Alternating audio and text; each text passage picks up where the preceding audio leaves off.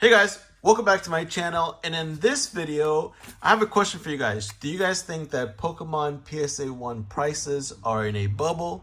But before I get too far into the video, I also want to remind you guys to check out the Discord where you can buy Pokemon cards from me and other reputable sellers. You can also sell on there. I'm going to link down in the comments. Now, getting back to my question, I have to start from the top.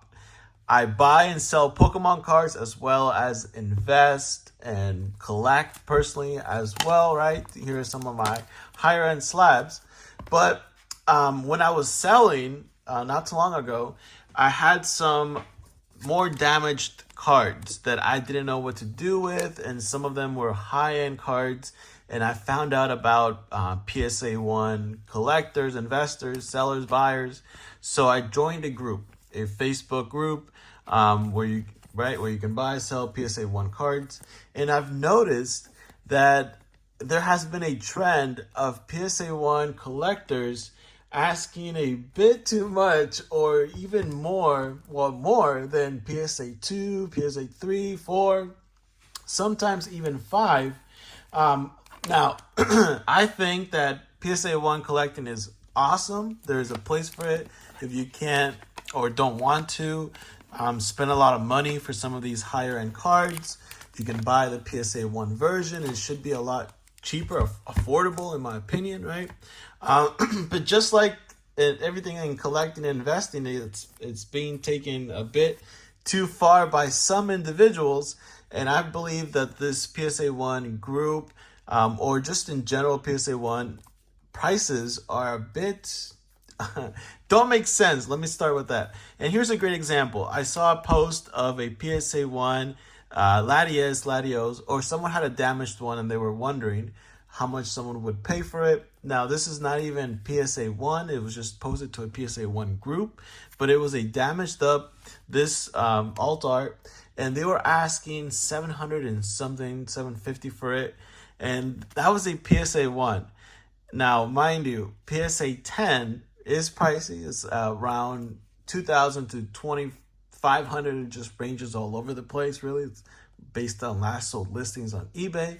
But for $750, they're saying that you can get a beat up, damaged up Latios. Now, I don't have a dog in this fight. I'm not a PSA 1 collector. Just to me, it doesn't make any sense, because when you look at last sold listings, first of all, this person was, I think, asking too much. But when you look at last sold listings, you can see it sells for around 200, 300. And that is lately, it's actually had a jump. So it was selling for around 150, 200 for a bit. And now it's recently jumped up to 300s. And I believe it's because of these PSA 1 collectors, investors, right? And I think it's lately being taken out of proportion. So I want to know what you guys think. It doesn't make sense. Here's the argument for why a lot of people say it is justified. They say that PSA 1 are hard to come by, but I have seen a lot of different beat up cards get PSA 1. And for example, if it doesn't come back as a 1, and there's a big difference between what it would cost from a 1 and a 2, then wouldn't you just make it a little bit worse, like fold another corner or something like that, right? More corners. And I have seen some cards that have even chunks missing, and people are like, well, if you beat it up too much, then it's just altered damage. But I have seen cards that are like have chunks removed. So I don't know. In my opinion, there is a bubble there.